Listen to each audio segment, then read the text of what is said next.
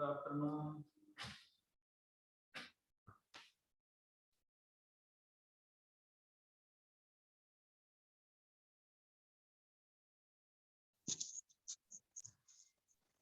सोचो आवाज आ रही मेरी? कनेक्ट हो गया क्या आवाज? Check it out. Yes sir. Good afternoon, very good afternoon.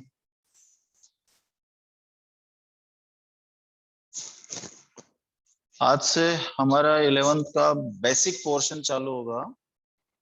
अब इसको आप, फिर मैं बार बार वही कहता हूँ, इसको किसी क्लास से आप कनेक्ट नहीं करें, ठीक है? हम पढ़ेंगे फिजिक्स की soul, that is known as mechanics.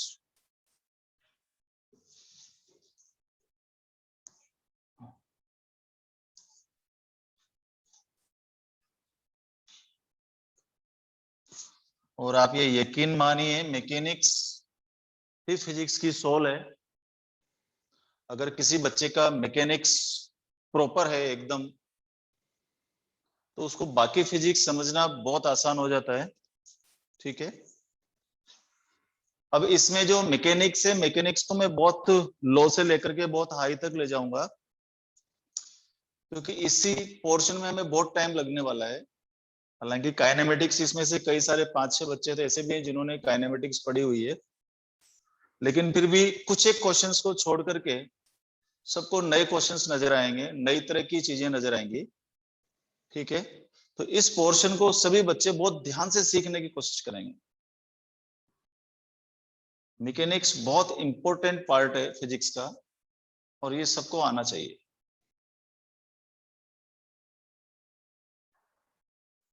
देखो ध्यान से। तो आज हमारा पहला टॉपिक है मैकेनिक्स।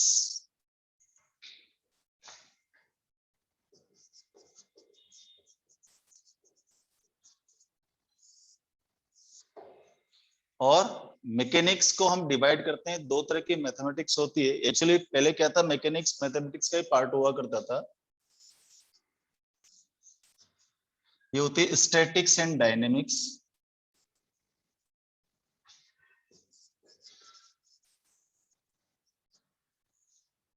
स्टैटिक्स में हम क्या करते हैं, इक्विलिब्रियम ऑफ फोर्स देखते हैं। डायनेमिक्स को फिर दो पार्ट में डिवाइड करते हैं। एक होता है काइनेटिक्स और दूसरा होता है काइनेमेटिक्स, ठीक है?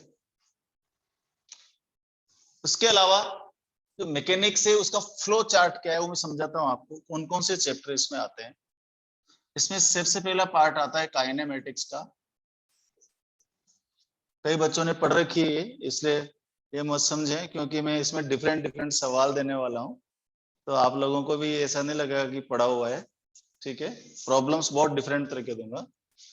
काइनेमेटिक्स में हम पढ़ते हैं 1D, 2D एंड 3D। इसमें दो तरह की जो मोशन आती है, इसमें लीनियर मोशन भी आ जाएगा, इसमें सर्कुलर मोशन भी आएगा, यूनिफॉर्म सर्कुलर मोशन, और इसमें प्रोजेक्टाइल मोशन भी आएगा, ठीक है? उसके बाद Newton's laws of motion, friction, work power energy. एक और नया चैप्टर हम वैसे जोड़ देते हैं, वैसे वर्क पावर एनर्जी का ही पार्ट है, centre of mass and collision.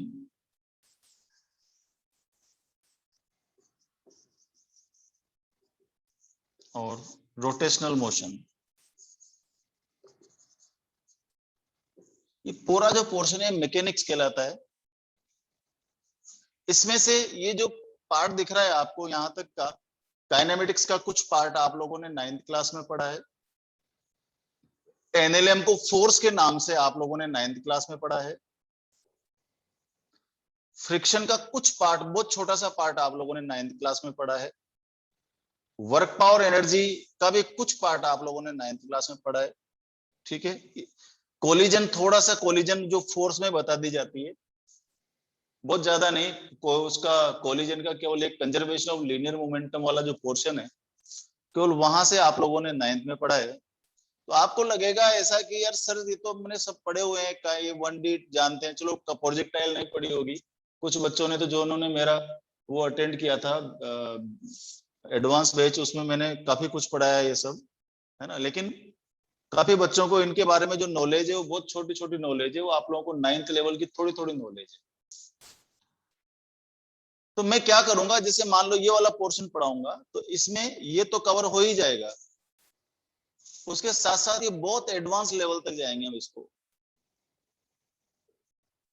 का पूरा काइनेमेटिक्स। ये तो जरा सा है, ये तो 2 लेक्चर में खत्म हो जाना है 9th वाला। तो उसके बाद में इसकी, क्योंकि इसकी नॉलेज आपको बिल्कुल एडवांस लेवल पर अगर काइनेमेटिक्स की होगी तो आप कोई भी प्रॉब्लम हुआ काइनेमेटिक्स का, चाहे वो IIT लेवल का हो चाहे वो मेडिकल लेवल का हो, आप लोग इजीली सोल्व कर पाओगे ऐसे प्रॉब्लम।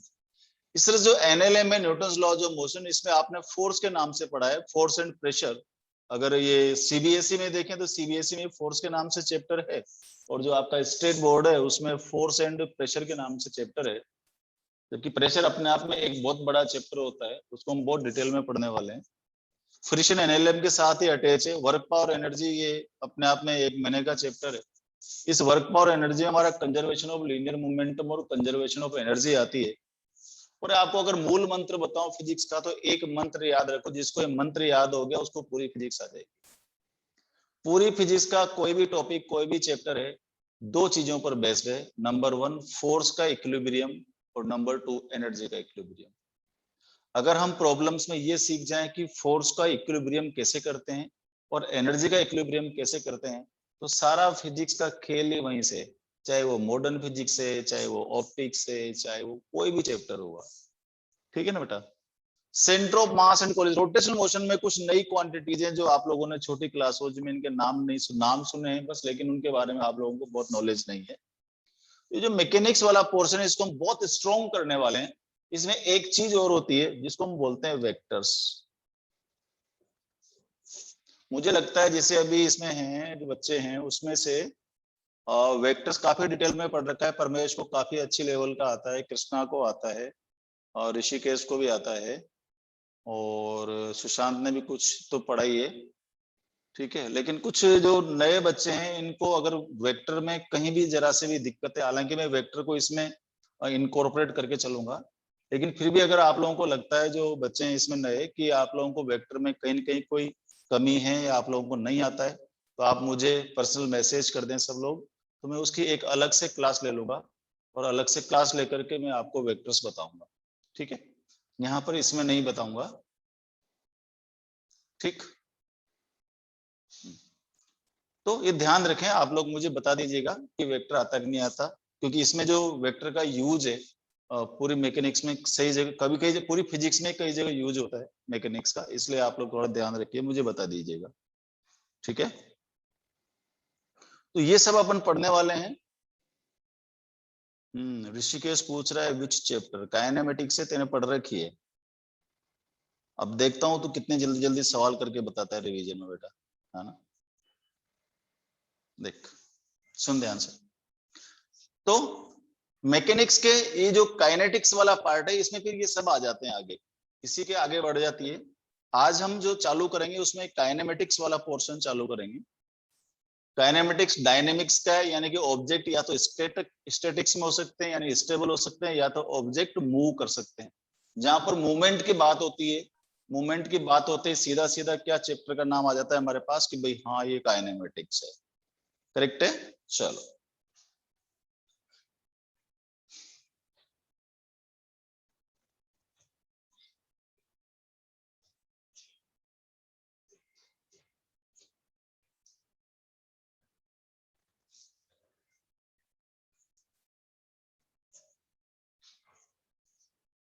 काइनेमेटिक्स का जो सबसे पहला हमारा टॉपिक है, मैं आपको एक चीज डिफाइन करूंगा यहाँ पर, उसको बोलेंगे अपन फ्रेम ऑफ रेफरेंस।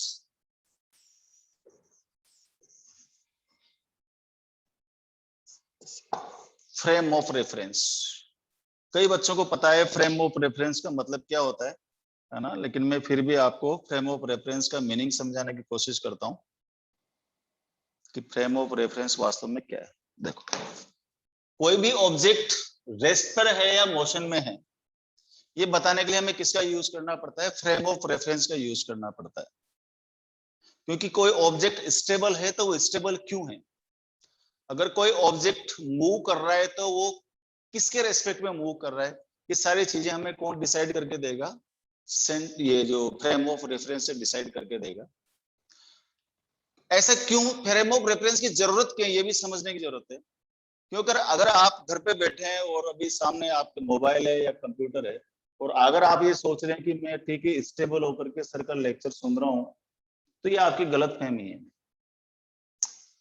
आप स्टेबल है ही नहीं, क्योंकि आप कितने मोशन कर रहे हैं। आप देखो, आप बैठे हुए हैं लेकिन earth is rotating in its own axis. अपने एक्सिस पर अर्थ रोटेट कर रही है। तो पहली बात तो आप अर्थ के साथ रोटेशनल मोशन कर रहे हैं। अर्थ के साथ कौन सी मोशन कर रहे हैं आप? रोटेशनल मोशन कर रहे हैं। ठीक है बेटा। उसके बाद में फिर अर्थ सन के आसपास सर्कल में घूम रही है या इलिप्टिकल पाथ में घूम रही है, वो बहुत आगे की कहानी है। लेकिन एक बात तो यहां तय होगी कि आप रोटेशनल मोशन कर रहे हैं, दूसरी बात होगी आप सर्कुलर मोशन कर रहे हैं सन के आसपास। और आप ऐसा क्यों सोचते हैं कि सन स्टेबल है? किसने कहा कि सन स्टेबल है? No, sun is a tiny star of one galaxy. Sun एक छोटा सा तारा है हमारी गैलेक्सी का, मंदाकिनी का। ठीक है। और उस मंदाकिनी में millions of billions of stars हैं हमारे सन जैसे। सन तो बहुत छोटा सा स्टार है। और फिर जो ऐसी जो गैलेक्सी, हमारी गैलेक्सी जैसी millions of galaxies are in this universe. तो ये सब क्या है? सब मोशन में है, कुछ भी रुका हुआ नहीं है। तो इसका मतलब आप अगर मान लीजिए बैठे हैं तो फिर बोलोगे आप, सर मैं तो रुका हुआ हूं, मैं तो लेक्चर देख रहा हूं बैठ करके आपका, मैं कैसे मोशन में हुआ? तो आप ये कह सकते हो कि आपके घर, आप जहां पर बैठे हो, आपके सामने कंप्यूटर रखा है, आप अपने चेयर पर बैठे हो। मुझे पता है कुछ बच्चे सो के भी देखते हैं मेरा लेक्चर, वो गलत तरीका है। ठीक है ना? तो आप ये कह सकते हो कि सर मेरे कमरे में ये एक और टेबल रखी हुई है या एक और कोई चीज रखी हुई, उसके रेस्पेक्ट में मैं मोशन नहीं कर रहा हूं, उस रेस्पेक्ट में अपनी पोजीशन चेंज नहीं कर रहा हूं, इसलिए मैं स्टेबल हूं। इसका मतलब जो दूसरा ऑब्जेक्ट आपने देखा जिसके रेस्पेक्ट में आपने अपने आप को डिफाइन किया, वो ऑब्जेक्ट को हम क्या बोलेंगे? फ्रेम ऑफ रेफरेंस बोलेंगे। समझ आई बात? तो फ्रेम ऑफ रेफरेंस एक ऐसा पॉइंट होता है, या फ्रेम ऑफ रेफरेंस एक ऐसा सिस्टम होता है जिसके रेस्पेक्ट में हम देखते हैं कि कोई भी ऑब्जेक्ट स्टेबल है या वो मोशन में है। This is known as frame of reference. समझ आ गई बात? तो frame of reference is a point और ए सिस्टम, ठीक है, with respect to which the stability और the motion of the object is considered, is known as frame of reference. समझ आ गई बात? तो इसको हम बोलेंगे फ्रेम ऑफ रेफरेंस। अब प्रश्न उठता है कि फ्रेम ऑफ रेफरेंस किसको अज्यूम करें? फ्रेम ऑफ रेफरेंस हम किसको अज्यूम करें, ये भी प्रॉब्लम है। चलो वो भी बताते हैं आपको कि फ्रेम ऑफ रेफरेंस किसको अज्यूम करें भाई। ठीक है, चलो। तो जनरली फिजिक्स में क्या करते हैं हम फ्रेम ऑफ रेफरेंस के लिए, मैं समझाता हूं आपको। एक कोऑर्डिनेट एक्सिस को लेते हैं। अब कोऑर्डिनेट एक्सिस कैसा हो वो भी प्रॉब्लम है। ठीक है। यहाँ पर मैं, जब बहुत छोटे बच्चे होते हैं तो उनको तो मैं ये भी सिखाता हूँ कि भाई 10 दिशाएं होती है, 10 डायरेक्शंस होती है। ठीक है। फिर उनको आधे कर दो तो 8 डायरेक्शन होती है, फिर 4 डायरेक्शन होती है। तो यहाँ पर हम जो जिन सिंबल्स को यूज करने वाले हैं इस चैप्टर में, वो सिंबल्स मैं आप लोगों को बता देता हूँ। कि पहले बात तो डायरेक्शन के लिए मैं जो यूज करूंगा, डायरेक्शंस के लिए इस तरह का सिंबल यूज करूंगा, ऐसा सिंबल यूज करूंगा। क्योंकि यहाँ पर अभी रेक्टिलिनियर मोशन की बात कर रहे हैं अपन, इसलिए यहाँ 3D ऑब्जेक्ट की जरूरत नहीं है। तो रेक्टिलिनियर मोशन के लिए मैं ये डायरेक्शन का सिंबल यूज करूंगा। तो ये जो आपको फ्लैग नजर आ रहा है, इस फ्लैग को मैं नॉर्थ बोलूंगा। ये जो एरो है इसको ईस्ट बोलूंगा। अब चूंकि ये ईस्ट है तो ये वेस्ट है, और ये नॉर्थ है, ये साउथ है, और ये यहाँ पर इसका इंटरसेक्शन पॉइंट को हम ओरिजिन बोलेंगे। तो इस तरह से अपन डायरेक्शन सोचेंगे। अगर मान लो इसके अपवर्ड या डाउनवर्ड जा रहा है, तो फिर बोर्ड के परपेंडिकुलर आउटवर्ड, बोर्ड के परपेंडिकुलर इनवर्ड। वो आगे जब अपन 3D पढ़ेंगे उस समय, अभी प्लेन की जब बात करें तो प्लेन में अपन 4 डायरेक्शन को यूज करेंगे। फ्लैग की नॉर्थ, ये साउथ, ये ईस्ट और ये वेस्ट। इस तरह से मैं अज्यूम करने वाला हूं इस चैप्टर के अंदर। दूसरी बात, फ्रेम ऑफ रेफरेंस के लिए मैं लूंगा कोऑर्डिनेट एक्सिस।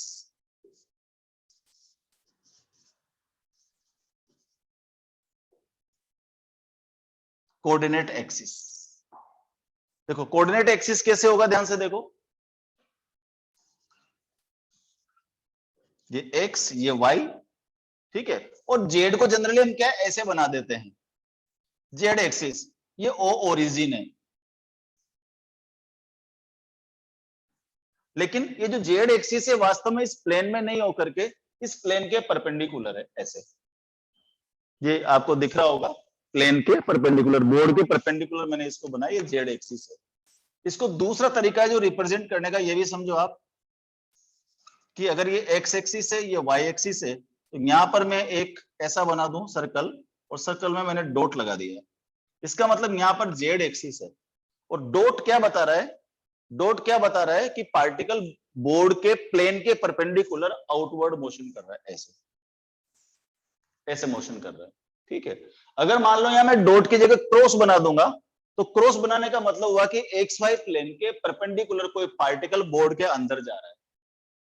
दोबारा समझो, डॉट का मतलब perpendicular to plane of board directed outward, और क्रॉस का मतलब perpendicular to plane of board directed inward, और इस पूरे को हम बोलते हैं कोऑर्डिनेट एक्सिस। तो जनरली जो बुक्स में बना होता है वो इस तरह से बना होता है, यहाँ पर ओरिजिन होता है, जेड एक्सिस को ऐसे प्लेन में लाई करा देते हैं, लेकिन ये वास्तव में नहीं होता है, तीनों एक्सिस एक दूसरे के परपेंडिकुलर होते हैं। इसका मतलब फिजिक्स की कोई भी इवेंट को, किसी भी फिनोमिना को अगर मुझे डिफाइन करना है, तो उसके लिए मुझे केवल 3 एक्सिस की जरूरत होती है, एक्स एक्सिस, वाई एक्सिस और Z axis. Each and every event can be considered, can be explained in with the help of this 3D coordinate axis x y and z।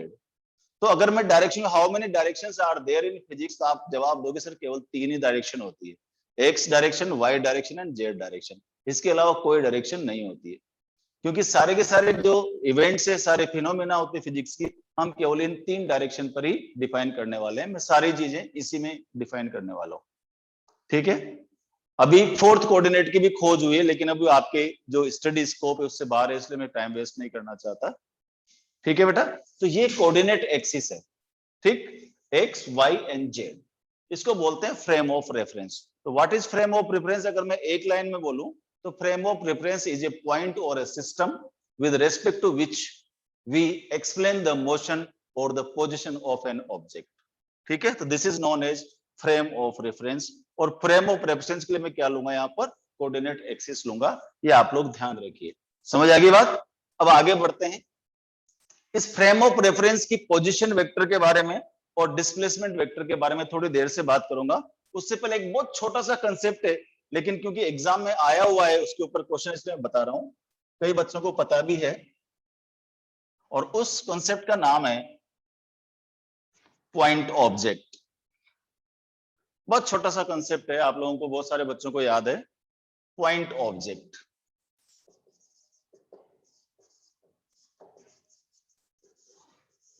Point object को define करने की जरूरत क्यों पड़ी, उसका भी मतलब समझो, क्योंकि कई बार हम बोलते हैं काइनेमेटिक्स में, car is moving with so and so velocity, train is moving with so and so velocity, aeroplane is moving in so and with so and so velocity, और सो एंड सो स्पीड, और so and so acceleration, या a man is walking on the road, or a monkey is climbing on the tree, or a bird is flying in the sky, or a stone is thrown in x y or z direction, whatever it is।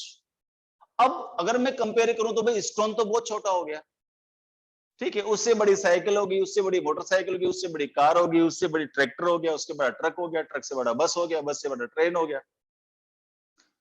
तो क्या ये सारे object अगर मैं एक साथ चलाऊं तो उनकी डिफरेंट डिफरेंट साइज ही इस तरह की है कि उनका तो हमारा तो कैलकुलेशन ही गलत हो जाएगा। तो इसलिए फिर फिजिक्स में क्या इस पॉइंट ऑब्जेक्ट को डिफाइन किया गया। मैं विद इन 2-3 मिनट आपको इसको समझाता हूं, ध्यान से समझो जरा। अगर मान लीजिए आप यहां से, छोटा सा एग्जांपल है, मान लो कोई आपका नांदेड़ सिटी है, नांदेड़ सिटी से आप मान लीजिए जयपुर जाते हैं, ठीक है। नांदेड़ सिटी से जयपुर का जो अप्रोक्सीमेट डिस्टेंस है वो 1300 किलोमीटर है, करेक्ट। आप यहां से किसी ट्रेन में बैठ करके जाते हैं, मान लीजिए राजधानी एक्सप्रेस है, नांदेड़ प्लेटफॉर्म से आप राजधानी एक्सप्रेस में बैठ गए, ये कीड़ा नहीं है, कृपा करके ध्यान रखें, ये ट्रेन है। और ट्रेन की जो साइज होती है, आप जानते हो जो लंबी दूरी की ट्रेनें होती है वो लगभग 1 किलोमीटर साइज की होती है, और 1300 किलोमीटर साइज जो है कहां से कहां तक है, नांदेड़ से लेकर जयपुर की है। अगर मैं आपसे पूछता हूं कि जब आप जयपुर पहुंचे और आपसे वहां आपका कोई रिलेटिव पूछे कि आपने कितना डिस्टेंस ट्रेवल किया बेटा, तो आप क्या बताएंगे? आपका जवाब क्या होना चाहिए? क्या आप उसको 1300 बोलोगे, या 1301 बोलोगे, या 120 किलोमीटर बोलोगे, ठीक है, या ये बोलोगे कि 0 डिस्टेंस ट्रेवल की मैंने? इन चार में से आपके पास क्या जवाब होना चाहिए? अगर आप जयपुर पहुंचते हो और जयपुर पहुंचने के बाद में आपसे कोई पूछता है कि the distance travelled bye you, आप क्या बताएंगे? 1300 बताएंगे, 1301 बताएंगे, या 1299 बताएंगे, या 0 बताएंगे? ठीक है, ऑब्वियसली आप सब समझदार बच्चे हैं, आप लोग जो जवाब होगा वो बोलेगा सर हम 1300 किलोमीटर ही आए। ठीक है ना? वो तो कुछ कोई, अगर मान लीजिए कोई बच्चा, नहीं सर मैं तो पीछे पीछे के डिब्बे में बैठा था और स्टेशन तो यहाँ पर था, तो 1300 किलोमीटर ही चला, 1 किलोमीटर पैदल पैदल चलकर भी आया था सूटकेस लेकर के। नहीं, ऐसा क्यों किया? ऐसा इसलिए किया आपने कि 1300 kilometre is very large distance in the comparison of the size of the train. Train की साइज 1 किलोमीटर की है, distance travelled by the train is 1300 kilometre, therefore the train can be taken at point object. तो फिर अपन train की जो length है 1 kilometre, उसको 1300 kilometre के रेस्पेक्ट में उसको अपन नेग्लिजिबल मान लेंगे, और नेग्लिजिबल मान लेंगे तो ट्रेन क्या होगा, ये ट्रेन हो गई, ये एक पॉइंट अपन ने बना दिया, तो train is nothing, it's a point object. समझ आ गई बात? तो अगर मैं इसको लैंग्वेज में बोलूं, if the distance travelled by an object is very large in the comparison of the size of the object, then object is known as point object। कि अगर कोई ऑब्जेक्ट है और उसकी साइज उसकी डिस्टेंस ट्रेवल से बहुत कम है, नेग्लिजिबल है, तो हम उसको क्या बोलते हैं फिर? पॉइंट ऑब्जेक्ट बोलते हैं। लेकिन प्रॉब्लम क्रिएट होती है। कहां क्रिएट होती है? ध्यान से समझो। मान लीजिए ये टनल है,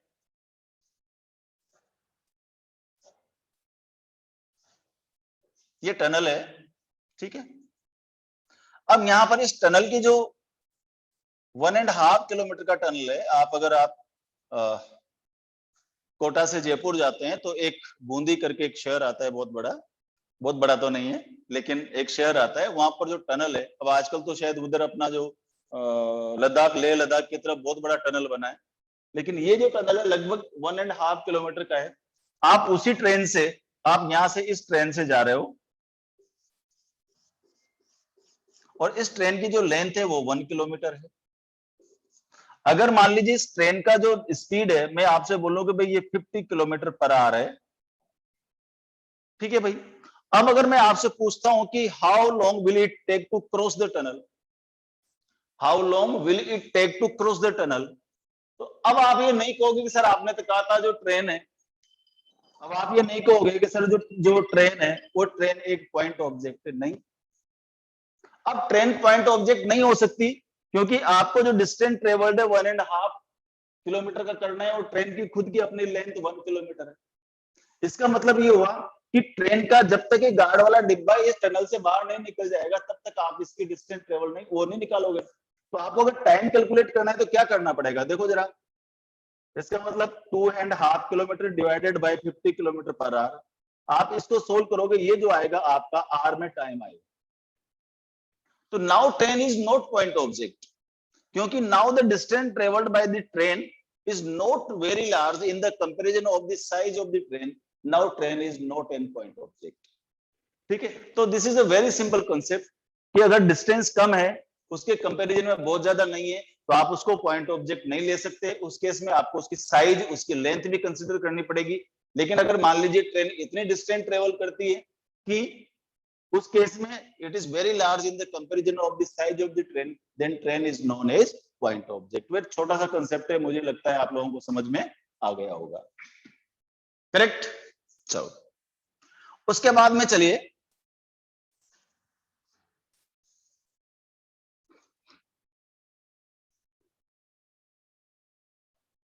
frame of reference, point object. फिर हम बोलते हैं कि कोई ऑब्जेक्ट स्टेबल या मोशन कर रहा है, ये भी समझते हैं। देखो, स्टेबल या मोशन कर रहा है, इसका मतलब क्या हुआ? अगर मान लो ये फ्रेम ऑफ रेफरेंस है, ये एक्स एक्सिस है, ये वाई एक्सिस है, और मैं जेड एक्सिस ऐसे इसमें प्लेन में बनाता हूं इसका ओ। ठीक है, अगर मान लीजिए ये कोई पॉइंट है जो यहां से एक्स डिस्टेंस पर है, ठीक, अगर इसका पोजीशन वेक्टर में आर लिखूं तो एक्स डायरेक्शन में position vector X is equal to क्या होगा बेटा, एक्स आई कैप। ठीक है, अगर मैं देखूं कि T1 is equal to T1 is equal to 10 AM पर ये ऑब्जेक्ट किसी पॉइंट P पर था,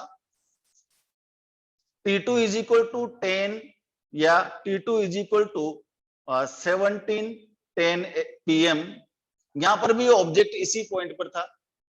ठीक है, इसका मतलब है कि टाइम तो पास हो रहा है। अगर मैं टाइम के रेस्पेक्ट में इसका ग्राफ बनाऊं, इधर टाइम ले लूं, इधर एक्स ले लूं, और टाइम के रेस्पेक्ट में अगर इसकी पोजीशन यहां पर है, आप इधर टाइम बढ़ाते जा रहे हो, टाइम बढ़ाते जा रहे हो, लेकिन उसकी पोजीशन में कोई चेंज नहीं आ रहा है, इसका मतलब ऑब्जेक्ट क्या है, स्टेबल। इसको बोलूंगा मैं स्टेबल ऑब्जेक्ट। ठीक है, तो अगर कोई पॉइंट की पोजीशन वेक्टर उस फ्रेम ऑफ रेफरेंस के रेस्पेक्ट में चेंज नहीं होता है तो उसको हम क्या बोलते हैं, object at rest. An object is said to be at rest if it is not changing its position with respect to frame of reference और विद अ सिस्टम और अ पॉइंट। अगर किसी पॉइंट के रेस्पेक्ट में, किसी system के respect में कोई ऑब्जेक्ट टाइम के साथ साथ अपनी पोजीशन में कोई चेंज नहीं करता है तो उसको हम क्या बोलते हैं, फिर ऑब्जेक्ट एट रेस्ट और स्टेबल ऑब्जेक्ट। समझ आ गई बात। दूसरा होता है ऑब्जेक्ट इन मोशन। तो if an object is changing its position with respect to what, with respect to a system और a frame of reference with time, then it is said to be in motion. बस छोटी सी कहानी याद रखनी है। क्या याद रखना है कि अगर कोई ऑब्जेक्ट किसी फ्रेम ऑफ रेफरेंस के रेस्पेक्ट में अपनी पोजीशन को टाइम के साथ चेंज नहीं करता है तो वो स्टेबल है, और अगर चेंज करता है तो वो मोशन में है। अब मोशन कैसी भी हो सकती है, rectilinear motion, motion in straight line, circular motion, motion on parabolic path, motion on hyperbola, motion on circle, motion on क्या बोलते हैं उसको, इलिप्स, ठीक है ना, और रोटेशनल मोशन और circular motion, what ever it is, किसी भी तरह की मोशन भी, किसी भी कर्व पर, कर्वीलिनियर मोशन, कोई भी मोशन हो सकती है। लेकिन कब होगी मोशन, जब कोई ऑब्जेक्ट, कोई पॉइंट किसी एक फिक्स पॉइंट के रेस्पेक्ट में या किसी फ्रेम ऑफ रेफरेंस के रेस्पेक्ट में टाइम के साथ अपनी पोजीशन में चेंज करता है तो वो क्या कहलाएगा, फिर ऑब्जेक्ट इन मोशन। तो ये छोटे छोटे पॉइंट्स है, छोटी छोटी चीजें, टूल्स है जो हमें काइनेमेटिक्स में याद होने चाहिए। राइट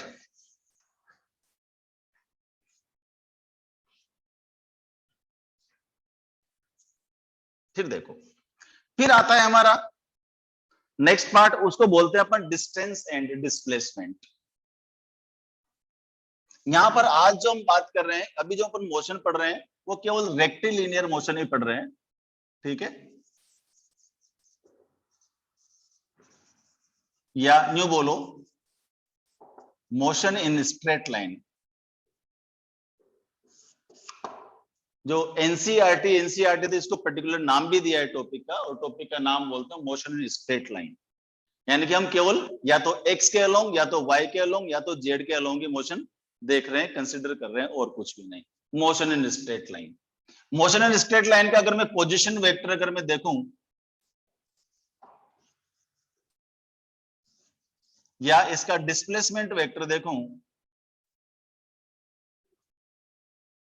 तो इस पोजीशन वेक्टर को, डिस्प्लेसमेंट वेक्टर को देखने से पहले हमें क्या सीखना पड़ेगा, इसका मतलब कि पोजीशन कैसे लिखेंगे हम। पोजीशन लिखने का तरीका समझो। ठीक है बेटा, डिस्टेंस और डिस्प्लेसमेंट में डिफरेंस समझने की कोशिश करो कि डिस्टेंस और डिस्प्लेसमेंट में क्या डिफरेंस है।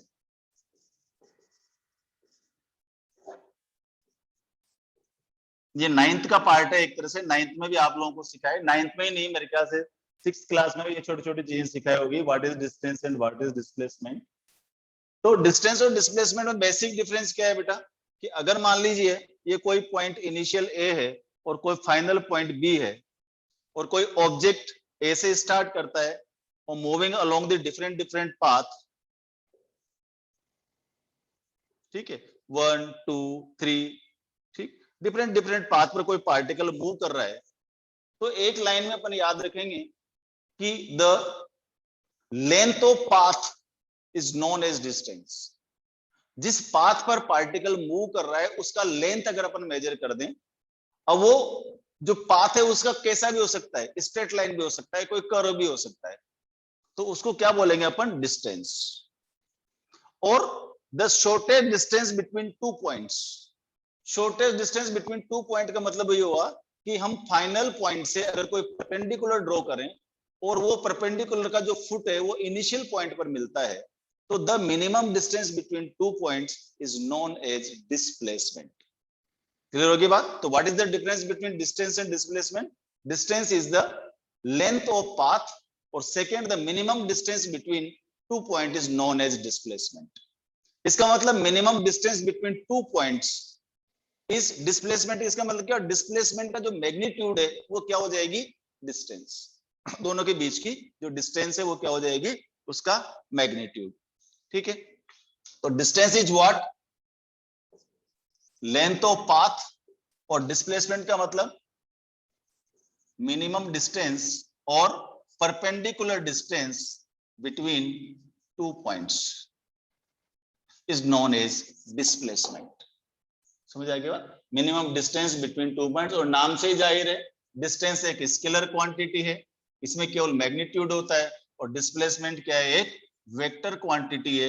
वेक्टर के लिए आपको क्या क्या चाहिए, इसका मैग्नीट्यूड भी चाहिए, इसका डायरेक्शन भी चाहिए, और मैग्नीट्यूड को कैलकुलेट करते समय हमें और क्या करना पड़ेगा, ध्यान रखिए, उसका हमें लॉ ऑफ वेक्टर एडिशन को फॉलो भी वो करना चाहिए। ठीक है, बाकी चीजें दोनों की सेम है, ये भी मीटर में, ये भी मीटर में है। बाकी चीजों को हम अनावश्यक रूप से टाइम को खींचने की जरूरत नहीं है, आप लोग भी समझते हैं इसको।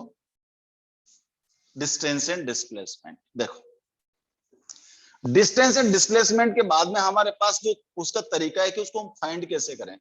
अगर कोई पार्टिकल किसी स्ट्रेट लाइन में मूव कर रहा है तो पोजीशन वेक्टर कैसे लिखेंगे उसका, और डिस्प्लेसमेंट वेक्टर कैसे लिखेंगे, सीखने की बात है, ध्यान से देखो। मान लीजिए ये वाई एक्सिस है, ये एक्स एक्सिस है, ये ओरिजिन है। ठीक, एक पार्टिकल यहां पर है, किसी t1 टाइम पर x1 पर है, किसी t2 टाइम पर ये पार्टिकल x2 पर है। करेक्ट? इसका मतलब इसका जो पोजीशन वेक्टर, इसका पोजीशन वेक्टर x1 का मतलब क्या हो गया कि इस पॉइंट की, मान लो p1 ये p2 है, इस पॉइंट की यहां से जो डिस्टेंस है वो x1 है, और इस p2 पॉइंट की यहां से जो डिस्टेंस है वो x2 है। ठीक, तो अगर इनका मैं पोजीशन वेक्टर लिखूंगा, position vector at p1 is what, इसको बोलूंगा मैं r1 vector is equal to x1 i cap, और यहां पर r2 vector is equal to x2 i cap. ध्यान से देखो, लिखने का तरीका सीखो। r1 ये क्या, पोजीशन वेक्टर ऑफ p1, और r2 क्या, पोजीशन वेक्टर ऑफ p2। ठीक है, पोजीशन वेक्टर ऑफ p1, और r2 क्या है, पोजीशन वेक्टर ऑफ p2। ठीक है, ये दोनों इनके पोजीशन वेक्टर है। तो पार्टिकल का डिस्प्लेसमेंट अगर मैं लिखूंगा तो क्या लिखूंगा, देखो डिस्प्लेसमेंट वेक्टर, इसको बोलते हैं अपन difference of two position vectors.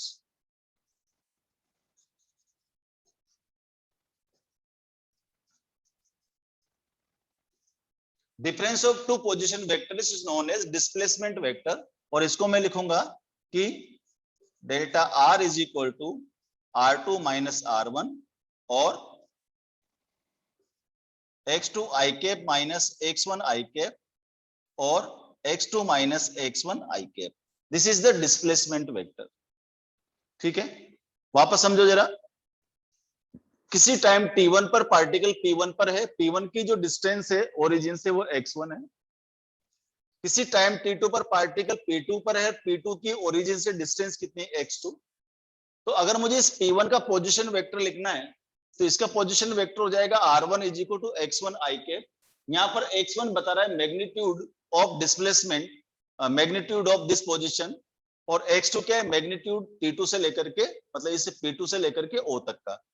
तो अगर इन दोनों का डिफरेंस मैं देखूं, यहां से यहां तक का डिफरेंस क्या हुआ, तो यहां से यहां तक का जो डिफरेंस है इसको बोलेंगे अपन डेल्टा आर, और delta R is nothing, it is the displacement vector between 2 points. 2 point के बीच का जो डिस्प्लेसमेंट होगा उसको क्या बोलेंगे अपन, position of difference of 2 position vector is known as displacement vector. ठीक है बेटा, ये नोट करिए आप, ये छोटी चीजें हैं लेकिन बहुत काम आने वाली है।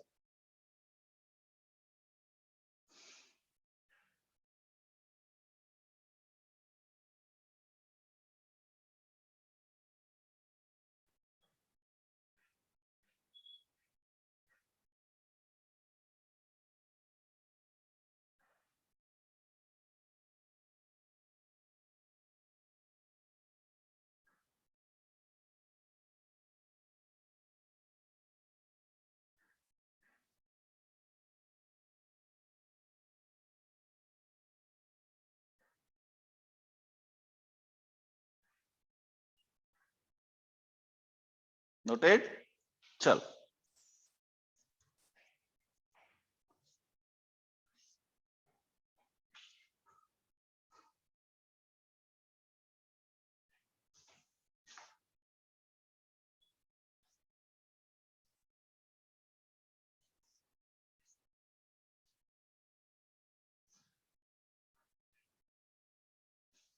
देखो, जैसे मान लो a car starts from rest t is equal to 0 from origin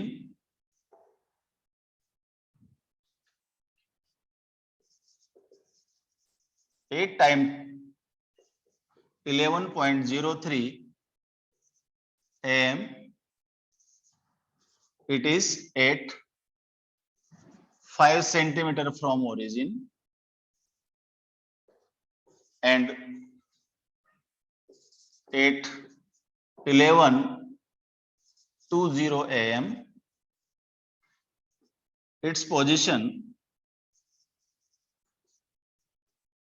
is at 25 centimeter from origin.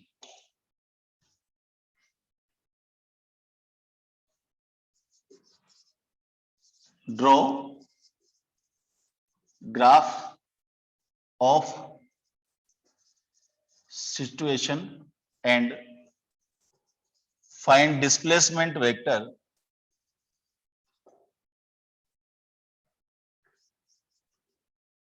of car. दिखने में बहुत छोटे छोटे से क्वेश्चन नजर आते हैं, लेकिन आप लोगों ने जो काइनेमेटिक्स पढ़ी है अभी तक, वो काइनेमेटिक्स पढ़ी है आपने v is equal to u plus minus at, s is equal to ut plus minus half at square, और v square is equal to u square plus minus 2as, sn is equal to u plus half of 2 to n minus 1 a to n minus 1। ये kinematics नहीं है, ये kinematics का easiest part है। अब आप लोग जो क्वेश्चंस करेंगे वो क्वेश्चंस उनसे सारे क्वेश्चन नहीं, उनसे केवल 5% 10% क्वेश्चन होते हैं एडवांस लेवल के, बाकी उनसे कोई क्वेश्चन नहीं होते हैं, आप कृपा करके ध्यान रखें। तो आप लोग ये नहीं सोचेंगे सर ये छोटी छोटी चीजें हैं, यहीं से हमें ये छोटी छोटी चीजों से लेकर के आप बड़े बड़े प्रॉब्लम सोल्व कर पाओगे या सिचुएशन को ड्रॉ कर पाओगे। ठीक है, ग्राफ की बड़ी इंपॉर्टेंस है काइनेमेटिक्स में, ध्यान रखिए आप।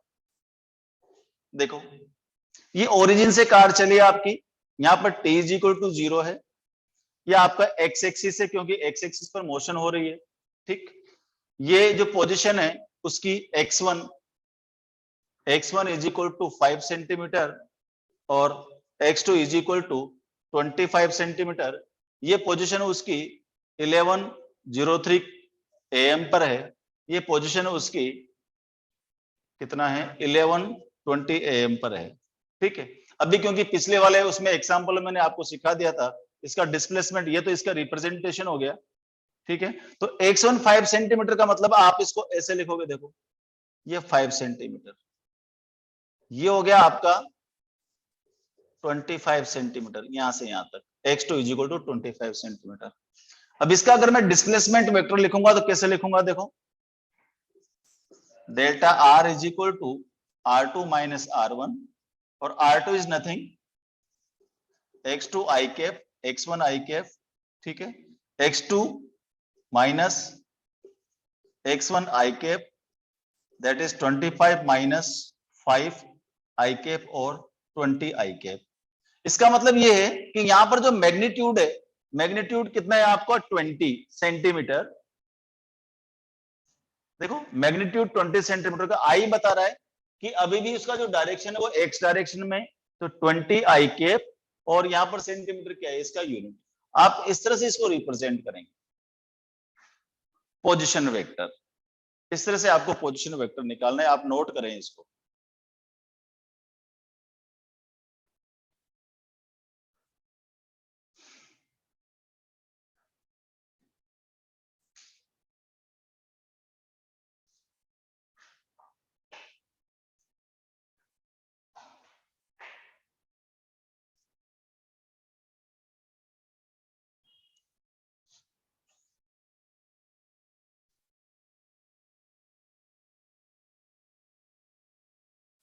चाहे तो आप स्क्रीनशॉट भी ले सकते हैं, टाइम अगर बचाना है तो।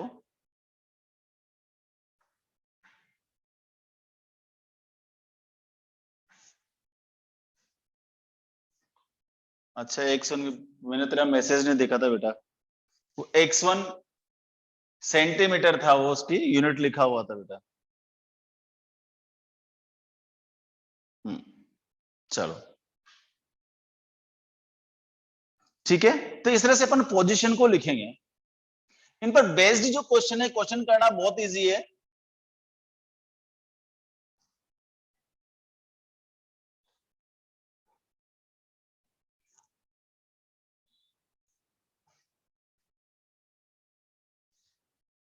वनडे में पोजीशन वेक्टर लिखना बहुत आसान है, 2D और 3D में थोड़ा सा टिपिकल होता है, ठीक है। अब देखो मान लीजिए आपसे कोई क्वेश्चन दिया, आपसे बोला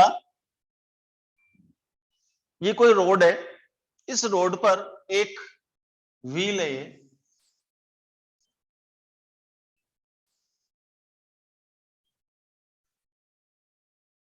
ठीक है। इस व्हील पर यहां पर एक पॉइंट P है, इस व्हील का जो रेडियस है वो कैपिटल R है, ठीक है। आपसे पूछा कि distance and displacement after half of the circle,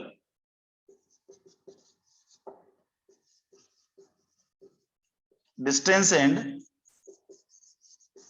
displacement of point P after motion of half an circle.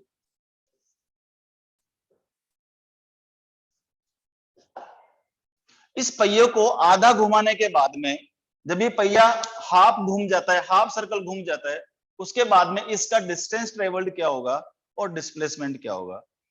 ये क्वेश्चन आईआईटी एडवांस में आया था, दिखने में बहुत इजी सा है, कुछ बच्चों को आता भी है, मैंने करवाया है पहले। कोई बता सकता है इसका डिस्टेंस और डिस्प्लेसमेंट क्या होगा हाफ सर्कल घूमने के बाद में। पी पॉइंट है, पहिए पर कहीं लगा हुआ है, जैसे मैं आपको एक एग्जांपल बताता हूं।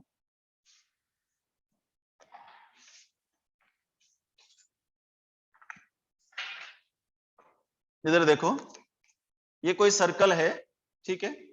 ये मान लो, ये वायर को पॉइंट मान लू मैं, इस वायर को एक पॉइंट मान लिया, ठीक है बेटा। या किसको मानो, अच्छा ये दिख रहा है, देखो ये पॉइंट है, ये पॉइंट दिख रहा है सबको, ठीक है। इसको मैंने क्या किया, हाफ ऑफ द सर्कल घुमाया यहां से, देखो इस पॉइंट से चल रहे थे मैं, ये नीचे है यहाँ पर, अब यहां से घूम करके ये हाफ सर्कल घूमने का मतलब क्या हुआ, ऐसे घूम करके ये पॉइंट यहाँ आएगा, देखो ऊपर चला गया। ऐसे नहीं घुमाया, वापस समझो, ये पॉइंट यहां था, नीचे था, इसको मैंने ऐसे नहीं घुमाया अपनी जगह पर, नहीं, इतनी जगह घुमा था तो कितना होता है, पाई आर चलता, 2 पाई आर पूरा होता, पाई आर चलता। लेकिन मैंने क्या किया, ये पॉइंट यहां पर था, कहां गया वो, यहां पर था, और यहां से इसको इसको इस पूरे सर्कल को ऐसे करके घुमाया, देखो ऐसे करके। तो ये हाफ सर्कल में कहां चला गया, ये पॉइंट ऊपर चला गया। ठीक है, हाँ समझो, देखो ध्यान से, समझने की चीज है बेटा। तो अगर मैं इसको हाफ सर्कल घुमाता हूं तो इसका जो नया पोजीशन होगा बेटा, इसका पहिए का जो नया पोजीशन होगा वो कहां पर होगा, यहां पर होगा। देखो ठीक है, अब इनिशियल पोजीशन यहां पर है, फाइनल पोजीशन यहां पर है। अगर इस इनिशियल और फाइनल को अगर मैं मिला दूं तो क्या ये डिस्प्लेसमेंट होना चाहिए हमारा। देखो ये डिस्प्लेसमेंट होगा। अगर ये P है, यहां पर अगर मैं Q रख दूं, ये देखो ये कितना है R, ये कितना है R, तो यहां से लेकर यहां तक तो डिस्टेंस ट्रेवल्ड हो गया। इसके हाफ सर्कल में कितना डिस्टेंस है, किसी ने बताया, देखो सोनक ने बताया पाई R होता है सर। तो डिस्टेंस कितना हो गया यहां से यहां तक का, इसको P Q, इसको कुछ भी S दे दो, तो यहां से लेकर के यहां तक का जो डिस्टेंस हुआ कितना हुआ, पाई R। ठीक है, यहां से लेकर यहां तक का डिस्टेंस कितना हो गया टोटल, बताइए 2R। ठीक है बेटा, तो डिस्टेंस तो मैं क्या लिखूंगा, पाई R, और डिस्प्लेसमेंट क्या होगा बताओ, डिस्प्लेसमेंट क्या होगा इसका, displacement P Q is equal to, देखो ध्यान से, P S plus S Q, या magnitude of P Q is equal to root of pi R square plus 2R square. तो कितना हो गया, pi square R square 4R square, अगर R को मैं बाहर ले लूं तो आ जाएगा pi square by pi square plus 4। This is the displacement and this is distance. समझ आ गया सबको, ठीक है, एग्जाम्पल समझ आ गया। ठीक है, पहिए को वहीं नहीं घुमाया मैंने। अगर मैं बोलता कि ये पॉइंट है, देखो ऐसे, ऐसे देखो मैं समझाता हूं, मान लो अगर ये ऐसे होता, ये सर्कल होता, और मैं बोलता इसके रेस्पेक्ट में, इस पॉइंट के रेस्पेक्ट इस पी को मैं हाफ सर्कल घुमाता, तो ये पॉइंट यहां पर आ जाता। ठीक है बेटा, तो यहां पर आते ही क्या हो गया, इसका डिस्प्लेसमेंट तो क्या 2R, और डिस्टेंस क्या होगी R। लेकिन क्वेश्चन ये नहीं है, क्वेश्चन ये है कि वो जो व्हील था, व्हील के रिम के ऊपर अपन ने एक पॉइंट लगा रखा था P, और इस व्हील को हमने घुमाया। तो व्हील को घुमाएंगे यहां से ऐसे घूम करके यहां आएगा, तो हाफ सर्कल के बाद में ये जो पॉइंट P है उसकी नई पोजीशन क्या हो जाएगी, Q। और चूंकि डिस्प्लेसमेंट क्या होता है, final position minus initial position. What is displacement, final position minus initial position. What is final position Q, what is initial position P। इसका मतलब ये लाइन हमें फाइंड करनी है। पाइथागोरस अंकल बोलते हैं कि यहां से लेकर यहां तक तो हो गया बेस, ये हो गया हमारा परपेंडिकुलर, तो ये हाइपोटेनस अपन आराम से निकाल देंगे। क्योंकि इसकी रेडियस R है, तो इस पॉइंट से इस पॉइंट तक जो टोटल लेंथ होगी यहां से यहां तक वो 2R हो जाएगी। और चूंकि हाफ सर्कल में कितने डिस्टेंस ट्रेवल करता है, पाई R करता है, दोनों को अपन स्क्वायर करके ऐड कर देंगे पाइथागोरस से, तो हमारे पास क्या आ जाएगा, उसका डिस्प्लेसमेंट आ जाएगा। This is the fact. ठीक है, तो आप लोग को इतने से क्वेश्चन आपको नहीं आना चाहिए कि 9th क्लास में आप लोगों ने सीख लिया कि एक आदमी था, वो किसी सर्कल पर घूम रहा था, जब उसने आधा सर्कल घूम लिया तो उसकी डिस्टेंस क्या थी, डिस्प्लेसमेंट क्या था, वो डिस्टेंस होगी पाई R, डिस्प्लेसमेंट इनिशियल से फाइनल उसका डायमीटर हो गया, दैट इज 2R। नहीं, अब आपके जो क्वेश्चंस होंगे वो थोड़े से एडवांस लेवल के क्वेश्चंस अपन इसमें करने वाले हैं, तो बहुत समझदारी की जरूरत है। ठीक है, तो आप लोग थोड़ा मेरे साथ कंसंट्रेट करने की कोशिश करो, मैं आपको सिखाने की कोशिश करता हूँ। अच्छे अच्छे क्वेश्चन करेंगे अपन, बहुत अच्छे अच्छे वाले, करेक्ट। तो आज के लिए इतना ही करते हैं, बाकी कल सीखते हैं बेटा। अब ये जो इसमें ओल्ड 11th वाले बच्चे आते हैं, उन लोगों ने पढ़ रखा है ये सब, तो उनको इस बैच में आने की जरूरत नहीं है।